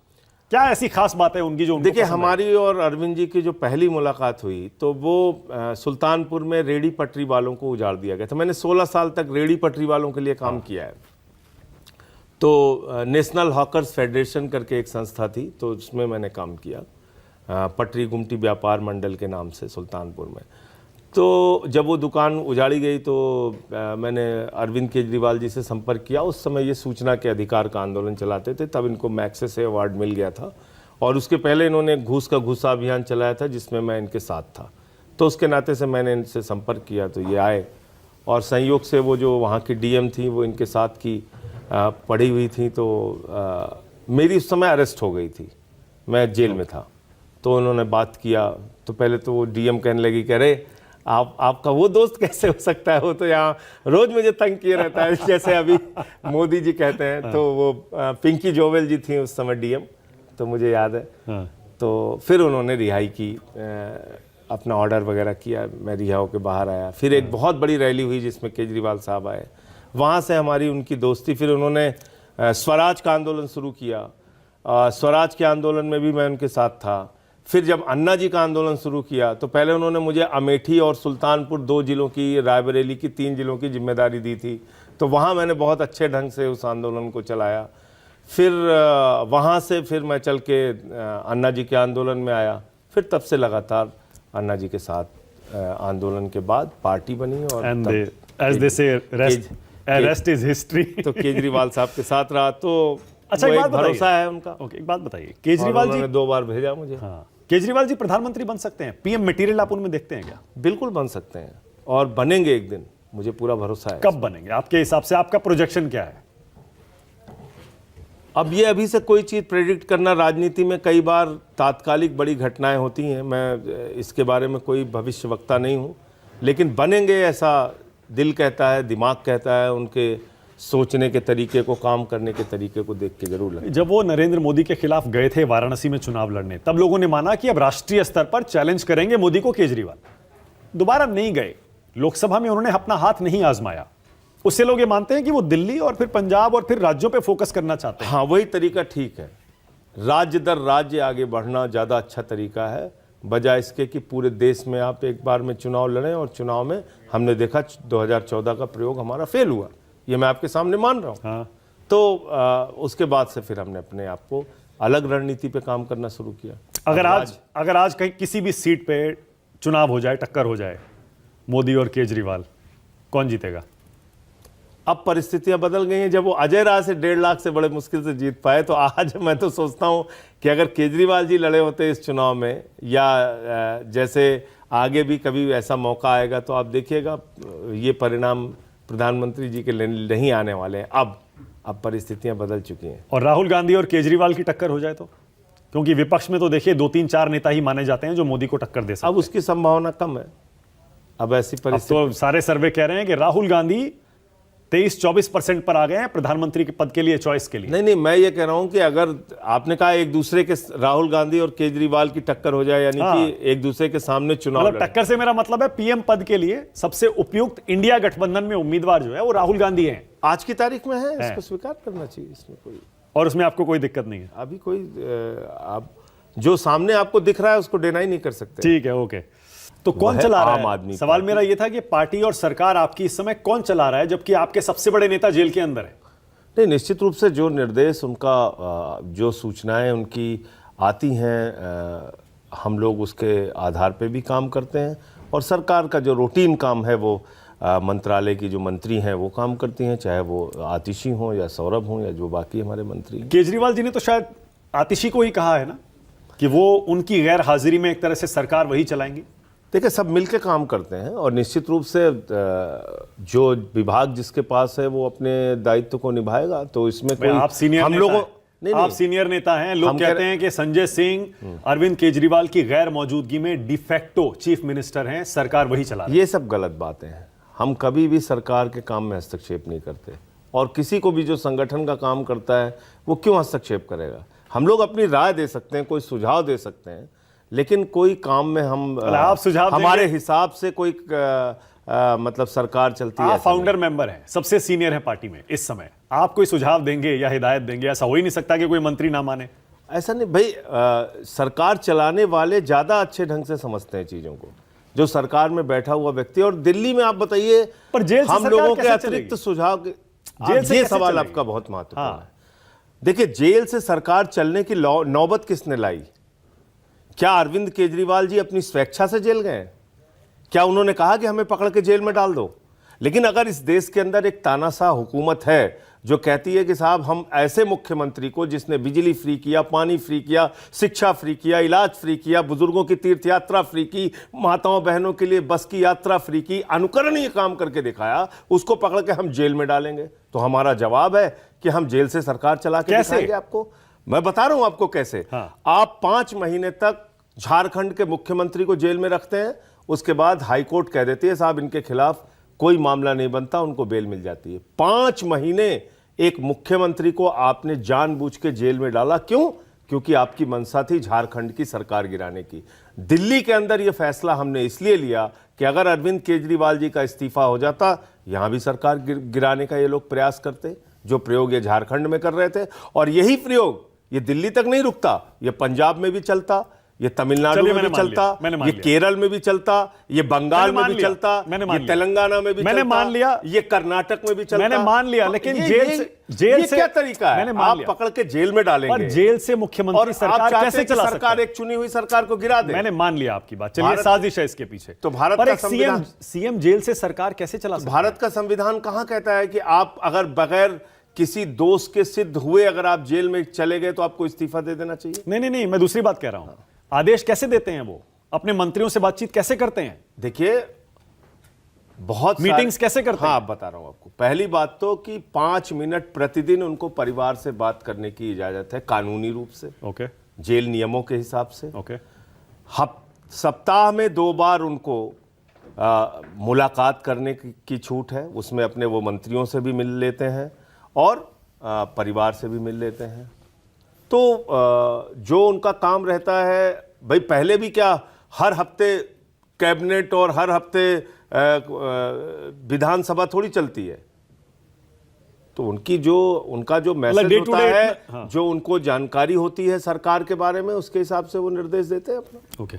और जब से मनीष सिसोदिया बाहर आए हैं तब से पार्टी में नई जान आई है, सरकार में नई जान आई है निश्चित कि अब 2 सीनियर नेता कम से कम अरविंद केजरीवाल की गैर मौजूदगी में पार्टी और सरकार के मुखिया के तौर पर मौजूद हैं। देखिए, अरविंद केजरीवाल जी की भरपाई हम में से कोई नहीं कर सकता, चाहे मैं हूं, चाहे मनीष जी हों, चाहे पार्टी का कोई नेता हो। लेकिन ये मैं जरूर कहूंगा कि आने के तुरंत बाद से जिस तरह से मनीष सिसोदिया जी एक समर्पित पार्टी के नेता के तौर पे पदयात्राएं कर रहे हैं, लोगों के बीच जा रहे हैं, एक अच्छा जन समर्थन उनको मिल रहा है और लोगों को लग रहा है कि 17 महीने जेल में रखकर उनके साथ अन्याय किया गया है। एक ऐसा शिक्षा मंत्री जो पूरी दुनिया में अपना नाम रोशन कर रहा था अपने शिक्षा मॉडल के जरिए, उसको जानबूझ के जेल में डाला गया। ये दिल्ली के लोगों को महसूस हो रहा है कि उनके बच्चों के साथ नाइंसाफी की गई है। तो मनीष सिसोदिया जी पहले से मजबूत दिखे आपको मनीष सिसोदिया? और आप अपने बारे में भी बताइए, क्या बाहर आने के बाद पहले से मजबूत हुए या थोड़ा सा अंदर से ये लगा कि ये क्या हो गया हमारे? पहले मैं मनीष जी का बता दूं। बोलिए। उनका स्वास्थ्य आपने देखा होगा, जितने स्वस्थ होके वो जेल के जाने से पहले थे, उससे ज्यादा स्वस्थ होके वो बाहर आए। कैसे? तो बता रहा हूं आपको, सुन तो लीजिए। उसके बाद बाहर आने के बाद तुरंत मेरे ख्याल से 1 घंटा भी अपना समय बर्बाद नहीं किया, पार्टी के काम में जुट गए और लगातार काम कर रहे हैं। मैं 6 महीने जब तक जेल में था, मैं कई बार कह चुका हूं, फिर दोहरा दे रहा हूं, जब सुबह सो के उठता था तो एक ही बात सोचता था, जिस दिन बाहर निकलने का मौका मिलेगा 10 गुना ज्यादा मजबूती से इनके खिलाफ लड़ूंगा। और आपने देखा होगा जिस दिन से बाहर से निकला हूं उनके खिलाफ लड़ने का काम कर रहा हूं। तानाशाही इस देश जेल में तो आदमी टूट जाता है। इस देश का विकल्प नहीं है। जेल में ना खाना मिलता अच्छा, ना सोने को अच्छा मिलता, भीड़ होती है, माहौल कितना खराब होता है। ऐसे में आदमी मजबूत होकर बाहर कैसे निकल सकता? आपको ये खुद तय करना पड़ेगा। आपको ये तय करना पड़ेगा कि तानाशाही के आगे आपको झुकना है या उस तानाशाही से लड़ना है, लोकतंत्र को बचाना है। आपको क्या लगता है अंदर से, वो ज्यादा महत्वपूर्ण है। तो जिस दिन हम लोग जेल में गए, हम जानते थे हमने कोई गलती नहीं की है, कोई गुनाह नहीं किया है। सिर्फ एक गुनाह किया है, सरकार के खिलाफ बोलने का गुनाह। सिर्फ एक गुनाह कि दिल्ली में अच्छा मॉडल देने का गुनाह, और उसकी सजा हम पा रहे हैं। तो हमने मन बना लिया कि जो यातनाएं, जो परेशानियां, जो दुश्वारियां हमें झेलनी पड़ेगी, हम झेलेंगे। बीजेपी कहती है जेल में आपको वीआईपी ट्रीटमेंट मिलता था, इसीलिए आपको कोई फर्क ही नहीं पड़ा, जैसे गए थे वजन बढ़ा के जेल से बाहर आए। अच्छा ठीक है, तो बीजेपी वालों को भी कहिए यही प्रयोग करें, वो भी कुछ दिन जाए रह के आए हैं, भाई वीआईपी ट्रीटमेंट लेके आए ना। मैं तो थोड़ी मना कर रहा हूं। दिल्ली की जेल तो वैसे भी आपकी सरकार के अंडर आती है ना। साहब ट्रांसफर पोस्टिंग करते हैं, वहां उनका ज्यादा प्रभाव चलता है। तो मैं भाजपाइयों को यह ऑफर देना चाहता हूं, जाओ 6 महीने तुम भी रह के आओ, 17 महीने रह के आओ, 2 साल सत्येंद्र जैन की तरह रह के आओ और वैसा ही स्वास्थ्य बना के निकलो। ये आपके मानसिक शक्ति से होता है या आपकी इच्छा शक्ति से होता है। क्या अंदर अत्याचार हुआ संजय सिंह पर, मनीष सिसोदिया पर, केजरीवाल पर भी हो रहा है? 13 दिन तक जिस कोठरी में था मैं, वहां से निकलने नहीं दिया जाता था और शुरुआत में काफ़ी दिक्कत हुई। जो एक सामान्य कैदी का अधिकार था वो भी नहीं मिलता था, और जब मैं निकलता था दोनों वक्त अपना ब्लड प्रेशर और शुगर की जांच कराने के लिए, तो उस समय जेल बंद होती थी। अनाउंस होता था वार्ड नंबर 1, 2 और 3 के बंदी भाई अपने अपने सेल में चले जाएं, और फिर मुझे पुलिस वाले लेके जाते थे ओपीडी में जो हॉस्पिटल का था। तो उस समय ऐसा महसूस होता था कि जैसे मैं कोई बहुत बड़ा अपराधी हूँ और जेल में जा रहा हूँ, और वो सब अपने जंगले से देखते रहते थे कि कौन सा आदमी है जो जा रहा है। तो कोई कहता था वो नेताजी हैं, वो संजय सिंह हैं। तो क्या बोलते थे वो कैदी? बोलते थे अपना कुछ ना कुछ, कहते थे हाँ भाई साथ में हैं आपके, और कोई उसमें जिंदाबाद की भी नारा लगाते थे, आम आदमी पार्टी की। तो बहरहाल ये शुरुआत के 13 दिनों में हुआ। फिर मैं सुपरिटेंडेंट से मिला, मैंने कहा भाई जो सामान्य कैदियों के अधिकार हैं वो तो हम लोगों को मिलने चाहिए। मुझे वॉक करने की इजाज़त नहीं थी, तो उसके लिए फिर मुझे 1 से 1.5 महीने लग गया। तो वो पहले एक पत्थर था, उसी पे कंबल उन्होंने बिछा दिया था, उसी पे सोना होता था। फिर 1-1.5 महीने के बाद बेड मिला। पत्थर पे सोते थे? हाँ, एक पत्थर था, उसी पत्थर पे आपको कंबल बिछा दिया था उन्होंने। क्या सभी पत्थर पे ही सोते हैं या आप ही को पत्थर पे सुलाया? सभी सोते हैं। हाँ, लेकिन जो कैदी होते हैं बहुत सारे, उनको गद्दे बेड के तौर पे मिलते हैं। मुझे वो भी शुरुआत में नहीं दिया गया, तो उसके लिए भी परमिशन लेनी पड़ी। फिर वो हुआ। फिर वॉक के लिए परमिशन लेनी पड़ी कि भाई शुगर के पेशेंट हैं तो इनको वॉक करना ज़रूरी है। तो एक एक चीज़ के लिए, ठंडे पानी से, अब आप सोचिए ठंड के महीने में आपको 2 डिग्री 3 डिग्री टेम्परेचर में पानी ठंडा मिल रहा है नहाने के लिए, तो फिर वो गर्म पानी के लिए, उसके लिए एप्लीकेशन देनी पड़ी। तो संघर्ष रहता है, लेकिन आपको तय करना है। मैंने जेल में जाने के बाद राष्ट्रपिता महात्मा गांधी जी को पढ़ा, नेल्सन मंडेला जी को पढ़ा, शहीद आजम भगत सिंह को पढ़ा, काकोरी कांड के शहीदों के बारे में पढ़ा, राम प्रसाद बिस्मिल, अशफाकुल्ला, राजेंद्र लहड़ी, रोशन सिंह। तो ये लगा कि इन लोगों की तुलना में तो हमारे साथ कुछ नहीं हो रहा है। ईमानदारी की बात अगर टूटे नहीं संजय सिंह कभी? एकदम नहीं। और ऐसा लगता था कि जिन्होंने इस देश को आज़ाद कराया है मानक जी, उन्होंने हमसे 1000 गुना ज़्यादा यातनाएं झेली हैं। उनकी तुलना में हमारे साथ कुछ नहीं हुआ। तो ठीक है, ये परिस्थितियां अगर हैं तो इसका सामना कीजिए। नेल्सन मंडेला साहब को जिस कोठरी में रखा गया था, तो वो खड़े होते थे तो उनका सर लगता था ऊपर, छत इतनी छोटी थी। ऐसी परिस्थितियों में लोगों को 28-28 साल जेल काटनी पड़ी। आप कभी सुनते थे मनीष सिसोदिया के बारे में? क्या उनसे कभी बातचीत जेल के अंदर हो पाती थी? केजरीवाल जी से हो पाती थी? उनकी जेल और हमारी जेल की दीवार बिल्कुल लगी हुई थी, लेकिन वो जेल नंबर 1 में थे, मैं 2 नंबर में था। तो लेकिन कोई इंटरेक्शन नहीं हो सकता, किसी के थ्रू भी नहीं हो सकता। कोर्ट में जब तारीख पे हम लोग आते थे तब बात हो पाती थी। ओके, मतलब किसी के थ्रू ऐसे संदेश भी नहीं भेज सकते थे कि भाई हमारा ये मैसेज भिजवा दो जरा? अगर एक दूसरे को चिट्ठी भी लिखनी है तो परिवार के सदस्यों को अलाउ होती है। अगर एक ही परिवार के सदस्य 2 जेलों में बंद हों, वरना आप चिट्ठी भी नहीं लिख सकते। ओके, पर अजीब सा ये केस होगा एक देश में, जैसा मैंने पहले कहा। एक तो ये कि पहले सिटिंग चीफ मिनिस्टर जो जेल गए, दूसरा उनके सांसद, इतने बड़े नेता, डिप्टी सीएम जेल गए किसी और पार्टी के साथ। मुझे याद नहीं पड़ता हिंदुस्तान के इतिहास में ऐसा हुआ होगा। संजय जी, आप तुलना कर रहे हैं आजादी के अपने स्वतंत्रता सेनानियों से, यहां भ्रष्टाचार के आरोप में आप जेल में थे। एकदम ठीक बात है, तुलना कैसे कर सकते? लेकिन भ्रष्टाचार का आरोप जो लगा, उसके पीछे की सच्चाई क्या है, ये तो महत्वपूर्ण है जानना ना। क्या उसमें 1 रुपए की भी बरामदगी मुख्यमंत्री केजरीवाल जी के घर से हुई? क्या उनके एक भी जमीन के कागजात मिले? कोई सोना मिला, गहना मिला? क्या मनीष सिसोदिया के घर पे कोई 1 रुपए की बरामदगी हुई, या संजय सिंह के घर पे हुई?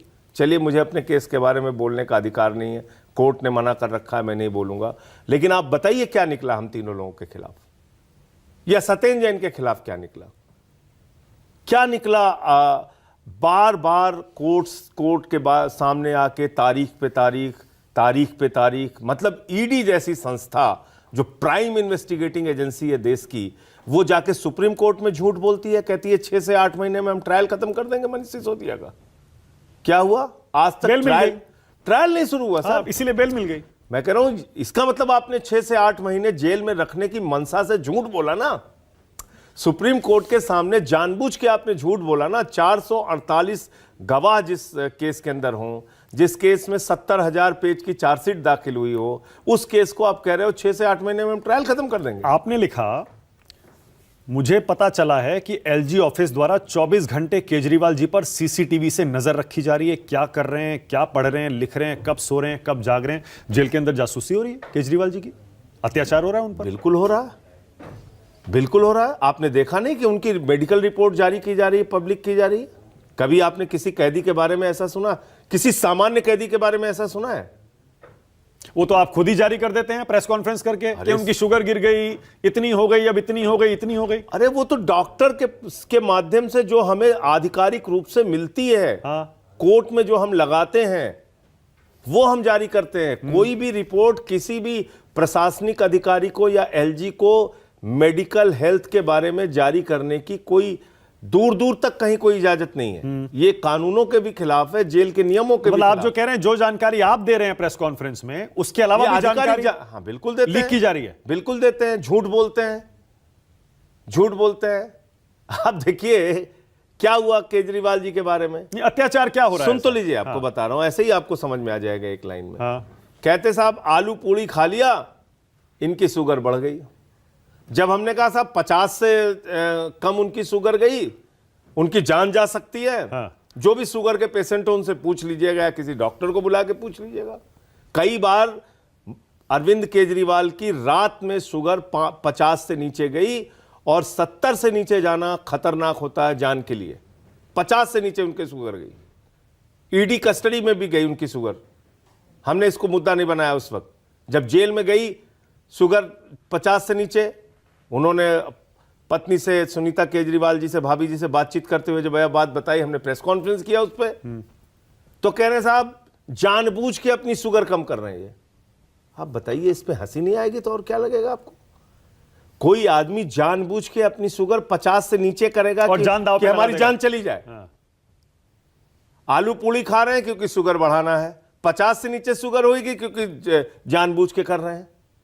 ऐसी हास्यास्पद बातें जब आप करते हैं, तब कहना पड़ता है कि अरविंद केजरीवाल की जिंदगी के साथ खिलवाड़ करने की साजिश रची जा रही है। और भी कोई अत्याचार हो रहे हैं इसलिए हमने कहा, और भी कोई अत्याचार हो रहे हैं अंदर। आप देखिए ना, एक मुख्यमंत्री को आपने, उनकी पत्नी से भी मुलाकात होती है तो पूरा दीवार बना के वो शीशे की, और उसकी दीवार होती है वहाँ, उनसे फ़ोन से बात हो रही है। आप क्या ह्यूमिलिएट ही कर रहे हैं? जिस गाड़ी में लेके आया जाता है हम लोगों को, आप देखिए क्या, जहाँ पे हवालात नीचे जो होता है, कोर्ट के नीचे जहाँ बिठाया जाता है, तो ये सिर्फ पर अब तो आपको ह्यूमिलिएट करने और अपमानित करने की ही कार्रवाई है। बात संजय जी, अब मेरा रैपिड फायर राउंड, छोटे छोटे सवाल, छोटे छोटे जवाब। तैयार हैं आप? बड़े बड़े नेता डरते हैं इससे। ठीक है, बोलिए। चेतावनी। Okay Sanjay Singh, rapid fire round, पहला सवाल, एनडीए सरकार कितना चलेगी? 4 राज्यों के चुनाव के बाद नहीं चलेगी। देश का अगला प्रधानमंत्री कौन होगा? अगला प्रधानमंत्री इंडिया गठबंधन का होगा। कौन होगा? ये इंडिया गठबंधन को तय करना है। क्या राहुल गांधी पीएम मटेरियल हैं? हाँ है पीएम मटेरियल। क्या केजरीवाल पीएम मटेरियल हैं? बिल्कुल है पीएम मटेरियल। दिल्ली का अगला सीएम कौन होगा? अरविंद केजरीवाल। ओके। दिल्ली में कांग्रेस से गठबंधन होगा? निकलने के बाद तय होगा, केजरीवाल साहब के आने के बाद तय। देश का बेस्ट प्राइम मिनिस्टर अब तक का कौन रहा है? अगर आप मुझसे पूछेंगे तो निश्चित रूप से जवाहरलाल नेहरू रहे हैं। ओके। दिल्ली का बेस्ट चीफ मिनिस्टर कौन और रहा है? सेकंड बेस्ट अगर आप पूछेंगे तो लाल बहादुर शास्त्री जी रहे हैं। क्या बात है। दिल्ली का बेस्ट सीएम कौन रहा है? 10 साल से केजरीवाल साहब काम करके जो उन्होंने दिखाया है वो अपने आप में अनुकरणीय है, और केजरीवाल से बढ़िया सीएम अब तक नहीं हुआ दिल्ली। ओके। शीला दीक्षित को मुख्यमंत्री के तौर पर 10 में से कितने नंबर देते हैं? अच्छा काम किया है उन्होंने भी, कुछ क्षेत्रों में अच्छा काम किया है। मानना पड़ेगा संजय जी, यू टर्न। पहले नहीं, बोलते थे देखिए पूरा कैंपेन जिन चलाया, चीजों अब आप कह रहे में हैं अच्छा काम जिन किया। चीजों में उन्होंने करप्शन किया उसका भी जिक्र किया, और जो काम उन्होंने ठीक किया है ठीक है। क्या बीजेपी योगी को हटाने वाली है? ये आपके हटा नेता ने सकती- आरोप लगाया। बिल्कुल हटा सकती है, बिल्कुल हटा, जितनी लड़ाइयां चल रही हैं उनके बीच में हटा सकती है। मोदी का उत्तराधिकारी बीजेपी में आपके हिसाब से कौन है? अब ये मोदी जी की चलेगी तो अमित शाह ही है। ओके। अगर मोदी जी की चलेगी तो ओके। मोदी कब तक पीएम रहेंगे संजय जी? 75 साल में रिटायर हो जाएंगे वो। आपको यकीन है? बिल्कुल, और जो सिद्धांत उन्होंने बनाया है तो ये तो उनकी अग्नि परीक्षा है पूरा देश देखेगा। केजरीवाल कब तक सीएम रहेंगे अगर जीतते रहे तो? जब तक दिल्ली में विधानसभा का चुनाव अरविंद केजरीवाल लड़ेंगे तब तक वो सीएम रहेंगे। ओके, वेरी इंटरेस्टिंग, बहुत बढ़िया जवाब दिया। यानी जब लोकसभा का लड़ेंगे तो फिर पीएम भी बन सकते हैं। केजरीवाल का उत्तराधिकारी कौन है आम आदमी पार्टी में? अब ये हमारे यहाँ उत्तराधिकारी का कोई ऐसा झगड़ा नहीं है। फिर भी कोई तो नंबर 2 होगा। कोई झगड़ा नहीं है इस बात का। नंबर 2 मैं मनीष सिसोदिया को मानता हूं, पर वो उत्तराधिकारी नहीं है। नहीं, मैं कह रहा हूं ये उत्तराधिकारी वाला झगड़ा नहीं है यहाँ पे। दिल्ली की सरकार कौन चला रहा है? दिल्ली की सरकार हमारे मंत्रीगण और समय समय पे जो केजरीवाल साहब से निर्देश मिलता है उसके हिसाब से चला रहा है। आम आदमी पार्टी दिल्ली में लोकसभा में बार बार बीजेपी से क्यों हार जाती है? हाँ, ये एक ट्रेंड है जिसको अगली बार जरूर हम लोग तोड़ेंगे। क्या विभव कुमार ने वाकई स्वाति मालीवाल को पीटा था? नहीं पीटा था।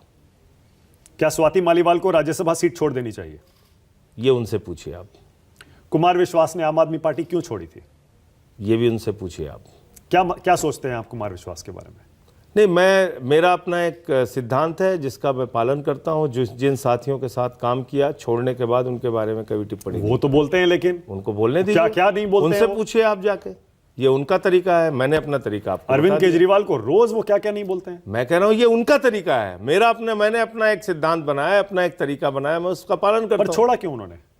ये उनसे पूछे भाई ना, उन्होंने छोड़ा कहते हैं ना। राज्यसभा सीट देनी थी किसी को, दे दी किसी को, क्योंकि आपको मिली इसलिए आप उसमें शामिल हैं उस विवाद में। उस विवाद में मैं नहीं पढ़ना चाहता या उस पर मैं कोई चर्चा नहीं करना चाहता। ओके, आशुतोष ने आम आदमी पार्टी क्यों छोड़ी? आशुतोष जी कुछ मुद्दों पे उनकी असहमति थी जिसके कारण उन्होंने छोड़ी। ओके, मुद्दे बताना चाहते हैं? नहीं। उत्तर प्रदेश का बेस्ट चीफ मिनिस्टर अब तक का कौन रहा है? उत्तर प्रदेश का बेस्ट चीफ, क्योंकि आप यूपी से आते हैं इसलिए पूछ रहा हूं। उत्तर प्रदेश का बेस्ट चीफ मिनिस्टर अगर आप पूछेंगे तो चौधरी चरण सिंह जी के समय की बड़ी लोग चर्चा करते हैं और एक ईमानदार मुख्यमंत्री के तौर पे उनको लोग आज तक याद करते हैं। मुझे लगा आप अखिलेश जी का नाम लेंगे, क्योंकि अखिलेश जी से तो आपके अच्छे संबंध हैं। आपने पूछा उत्तर प्रदेश के मुख्यमंत्री, तो उत्तर अखिलेश प्रदेश थे? नहीं, उत्तर प्रदेश के मुख्यमंत्री बहुत लोग हुए। हाँ, तो बेस्ट उसमें कौन रहा है? चौधरी चरण सिंह। और अखिलेश और मुलायम में चुनना हो तो? अखिलेश और मुलायम में चुनना हो तो निश्चित रूप से अखिलेश यादव एक अच्छे सोच के साथ आगे डेवलपमेंट का काम किया, और मुलायम सिंह जी ने जमीनी काम जितने वेलफेयर की स्कीम थी वो मुलायम सिंह जी की देन है। ओके, पंजाब का और बेस्ट, अगर आप प्रोग्रेस के विकास के काम देखेंगे उसमें अखिलेश यादव जी बेस्ट हैं। दोनों की अपनी अपनी कार्यशैली थी। ओके, पंजाब का बेस्ट चीफ मिनिस्टर अब तक का कौन है?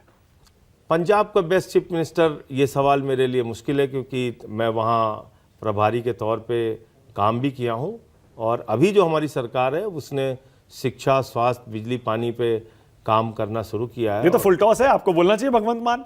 नहीं, मैं ये कह रहा हूँ कि 5 साल उनको अपना कार्यकाल तो पूरा करने दीजिए। आपको पूरा मूल्यांकन करने का समय देना चाहिए। ओके, अभी 5 साल उनको अपना कार्यकाल पूरा करने। हरियाणा का बेस्ट सीएम कौन रहा है अब तक? क्योंकि हरियाणा में आप चुनाव लड़ रहे हैं। हरियाणा में बंसीलाल जी की चर्चा लोग करते हैं अच्छे सीएम के तौर पे। देश का सबसे तेज दिमाग नेता आप किसे मानते हैं, चाणक्य राजनीति का?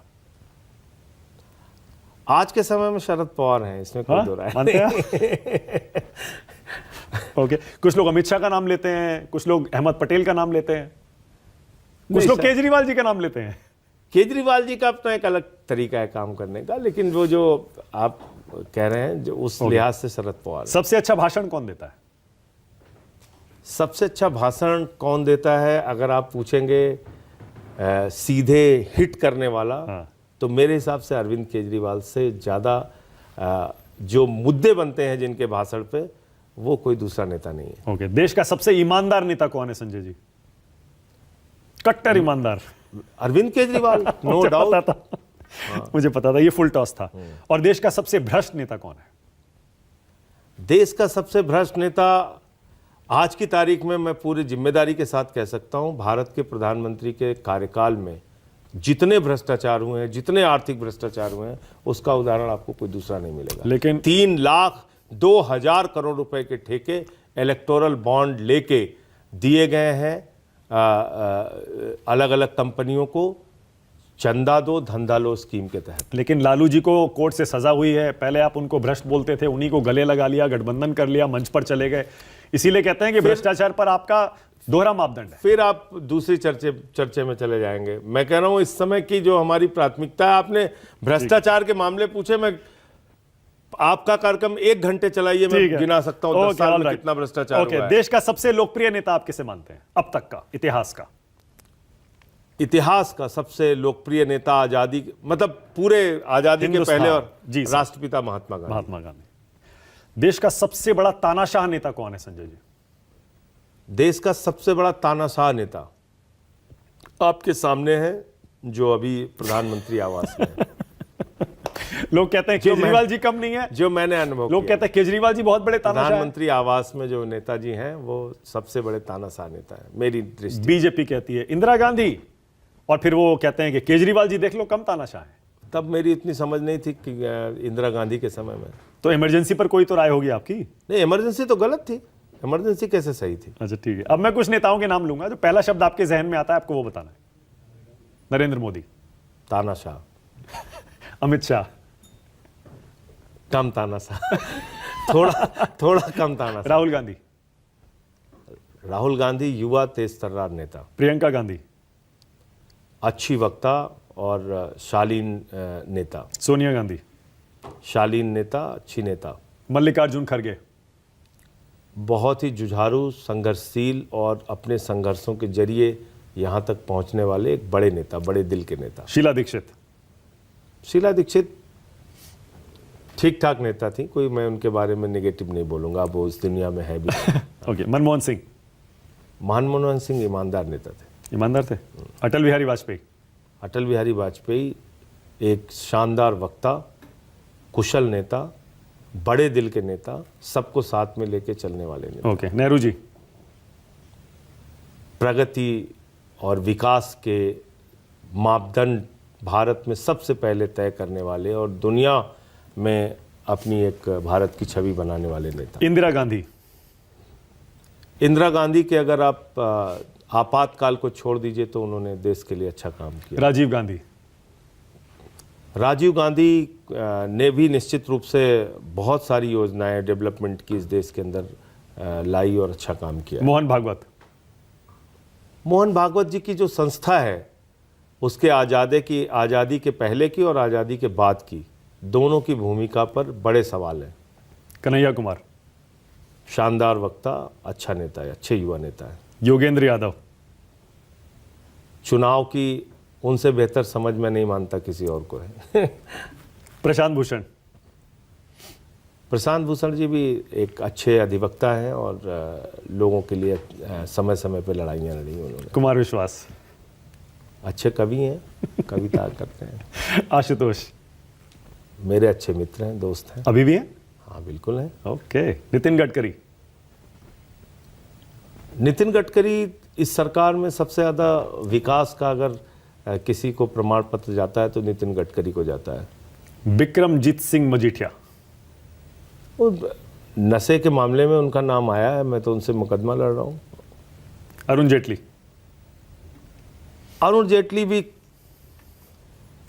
बड़े नेता थे और अच्छे वक्ता थे, संसदीय मामलों की अच्छी जानकारी थी उनको और दुर्भावना से उन्होंने काम नहीं किया। कपिल सिब्बल, शानदार अधिवक्ता, शानदार इंसान, दोस्तबाज व्यक्ति। अभिषेक मनु सिंघवी, उनको तो आप भगवान मानते हैं सब लोग? नहीं, निश्चित रूप से उन्होंने हमारी लड़ाई लड़ी है। हम बहुत उनकी कानून की समझ मेरे ख्याल से प्रमुख लोगों में से एक हैं हिंदुस्तान के अंदर इस वक्त। अखिलेश यादव, बहुत जमीनी और मित्रवादी संबंधों का निर्वाह करने वाले नेता। योगी आदित्यनाथ, योगी आदित्यनाथ की अपनी एक शैली है और उनकी जो हिंदू मुस्लिम वाली राजनीति है उससे मैं पूरी तरह से असहमत हूँ। कोई खास बात उनकी कुछ पसंद भी आती है? कोई बात उनकी? कुछ मामलों में एक्शन तत्काल तौर पे लेते हैं, प्रशासनिक मामले उनके होते हैं ऐसे, लेकिन कहीं बुलडोजर भी चलाने की जल्दी होती है उनको। सुनीता केजरीवाल, बहुत ही भली महिला, सुलझी हुई महिला, विषम परिस्थितियों में डट के सामने बहादुरी से सामना करने वाली महिला। अन्ना हजारे हमारे लिए सदैव आदरणीय रहेंगे, थे, उनकी आलोचना के बाद भी। हमेशा रहेंगे। किरण बेदी किरण बेदी भी हमारे लिए, कभी भी हमने उनकी कोई आलोचना नहीं की, सम्मानीय है। राघव चड्ढा राघव चड्ढा उभरता हुआ नेता है, युवा नेता है, अच्छा बोलता है। कहाँ गायब हो गए थे जब केजरीवाल जी की गिरफ्तारी हो रही थी? वो छोड़िए, आप उन्हीं चीज़ों को बार बार कहते रहते हैं। स्वाति मालीवाल स्वाति मालीवाल से निश्चित रूप से मतलब वो जो एक्शन उनका पिछले दिनों रहा समझ से परे है। आज भी मतलब आपको समझ नहीं आ रहा है क्या हुआ, क्यों हुआ? एकदम नहीं। विभव कुमार कहते हैं मुख्यमंत्री के राइट हैंड, उनकी मर्जी के बिना पत्ता नहीं हिलता सीएम। पूरे निष्ठा के साथ, आज नहीं, जब पार्टी नहीं बनी थी और जब केजरीवाल साहब, सिसोदिया जी परिवर्तन चलाते थे संस्था, तब से विभव कुमार पूरी निष्ठा के साथ हम लोगों के साथ मिलकर काम कर रहे हैं। और आज तक वो बातें जो उनके बारे में अब फैलाई जा रही, कही जा रही हैं, ऐसा कोई प्रमाण उनके खिलाफ नहीं है।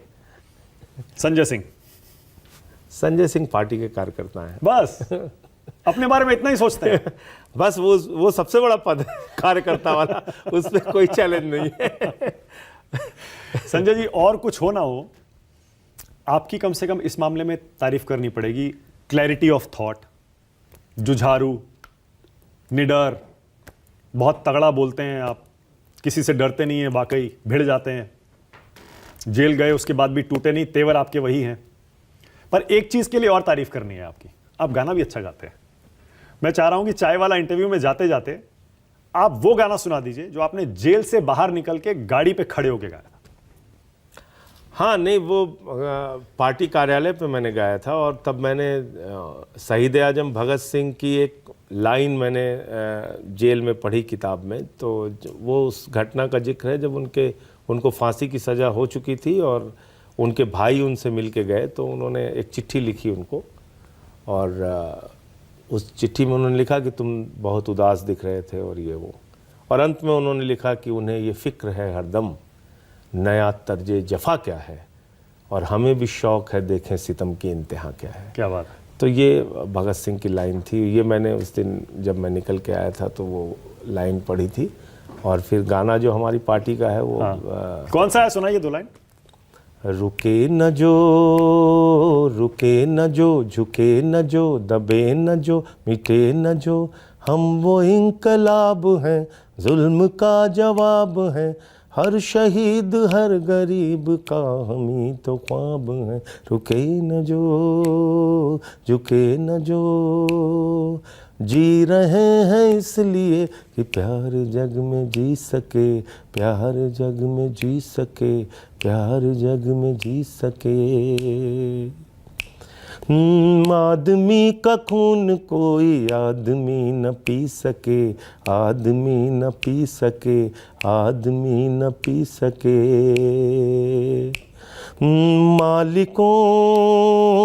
मालिकों मजूर के, नौकरों हुजूर के, फर्क को मिटाएंगे, समानता को लाएंगे। रुके न जो, क्या बात है, बहुत बढ़िया, बहुत बढ़िया। Thank you so much Sanjay Singh. Sanjay ji बहुत बहुत धन्यवाद, थैंक यू सो मच चाय वाला इंटरव्यू में आने के लिए। Thank you.